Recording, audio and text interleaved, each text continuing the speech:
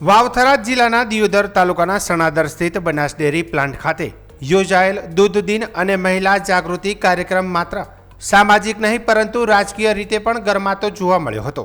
Banas dairy અને GCMMFના સંયુક્ત આયોજનમાં રાજ્યના નાયબ મુખ્યમંત્રી હર્ષ સંઘવી અને બનાસ ડેરીના ચેરમેન તેમજ વિધાનસભાના અધ્યક્ષ શંકર ચૌધરીની હાજરીમાં ગ્રામ્ય મહિલાઓએ પશુપાલન અને દૂધ ઉત્પાદન ક્ષેત્રે પોતાની સિદ્ધિઓ રજૂ કરી હતી, જેમાં નારી શક્તિની આત્મનિર્ભરતા અને પ્રગતિના જીવંત ઉદાહરણો જોવા મળ્યા હતા।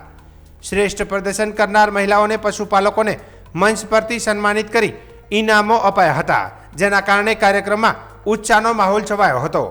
પરંતુ કાર્યક્રમનું મુખ્ય આકર્ષણ નાયબ મુખ્યમંત્રી હર્ષ સંઘવીનું રાજકીય ભાષણ રહ્યું હતું।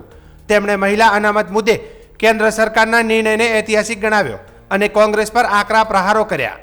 સંઘવીએ જણાવ્યું કે મહિલાઓને 33% પ્રતિનિધિત્વ આપવાનો મુદ્દો દેશના વિકાસ માટે જરૂરી છે, છતાં કોંગ્રેસ તેનો વિરોધ કરી રહી છે, જે નારી શક્તિ પ્રત્યેનો અન્યાય છે। તેમણે વધુમાં તીખા શબ્દમાં કહ્યું કે દર ત્રીજા સાંસદ તરીકે મહિલાઓને સ્થાન મળવું જોઈએ કે નહીં, એ પ્રશ્ન ઉપર કોંગ્રેસની મનોદશા સ્પષ્ટ થાય છે। સાથે જ તેમણે મહિલાઓને પ્રેરિત કરવાનું કહ્યું કે જેમ ઘરમાં મહિલાઓનું માર્ગદર્શન ચાલે છે, તેમ દેશમાં પણ સંચાલનમાં પણ મહિલાઓની ભૂમિકા વધવી જોઈએ। રાજકીય ગરમાવો વધતા સંઘવીએ ગ્રામ્ય વિસ્તારોની મહિલાઓને અપીલ કરી કે તમારા ગામમાં કોઈ કોંગ્રેસી આવે તો તેને જરૂર પૂછજો કે મહિલાઓને સાંસદ બનતા રોકનારાઓને શું સ્થાન આપવું જોઈએ। આવા લોકો માટે ગામમાં જગ્યા ન હોવી જોઈએ। તેમના નિવેદનથી કાર્યક્રમમાં હાજર લોકોમાં ચર્ચા અને પ્રતિસાદ જોવા મળ્યો હતો। નાયબ મુખ્યમંત્રીએ ધાર્મિક સંદર્ભ આપતા જણાવ્યું કે મા અંબા પાસે પ્રાર્થના કરો કે નારી શક્તિના માર્ગમાં અવરોધ ઊભા કરનારાઓને સદબુદ્ધિ મળે અને સમાજમાં મહિલાઓને યોગ્ય સ્થાન મળે।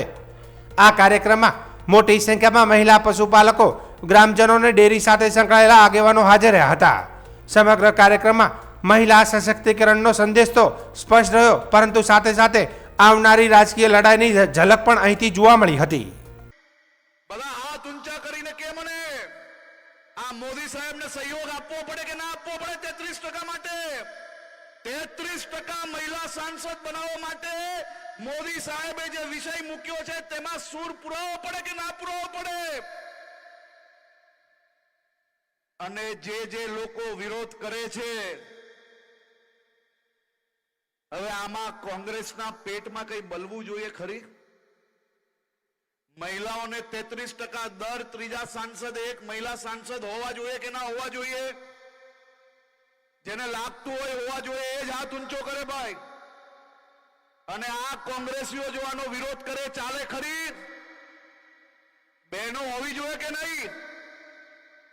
ઘરમાં જેમ બહેનોનું ચાલે એમ દેશમાં ચાલવું જોઈએ કે નહીં?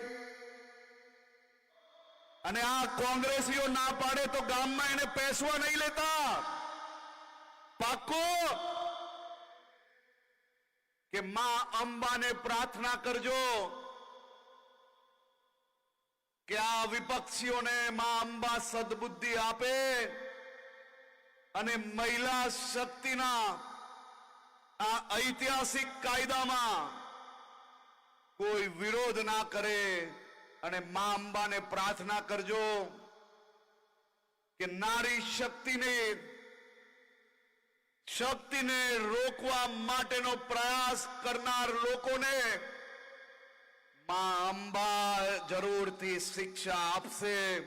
અને તમારા ગામમાં કોઈ બી કોંગ્રેસી પેસે તો એને જરૂરથી પૂછજો કે આ મહિલાઓને સાંસદ બનતા રોકવા વાળા લોકોને અમારા ગામમાં કોઈ જગ્યા નથી, એને પેસવા માટેની કોઈ જગ્યા નથી।